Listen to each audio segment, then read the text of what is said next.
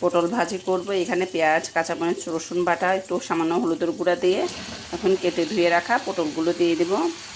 আজকে পটল দিয়ে আলু দিয়ে ভাজি করব। আর এখানে ডাল বসিয়ে দিয়েছি, পাতলা ডাল। এটা আমি বাগারও দিয়েছি। একটু পরে কিছুক্ষণ পর এটা নামিয়ে ফেলবো, আর একটু হয়ে যাক। আর ভাজিটা আমি এখন নেড়ে ছেড়ে ঢাকনা দিয়ে রেখে দেব।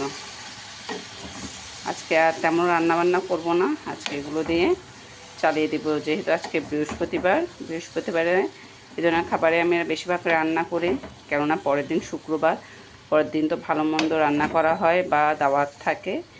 সেজন্য আমি সবসময় চেষ্টা করি বৃহস্পতিবারে একটু ডাল, ভাজি, ভর্তা এই ধরনের খাবার রান্না করতে।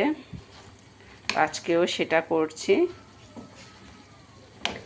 আর আপনাদের ভাইয়াও পছন্দ করে ডাল, ভাজি, এ ধরনের ভাজি খেতেও পছন্দ করে, তো একটু বেশি পরিমাণে করছি যেন সকালেও হয়ে যায়, সকালে রুটি বা পরোটার সাথে খেতে পারে। একটু বেশি পরিমাণে করছি।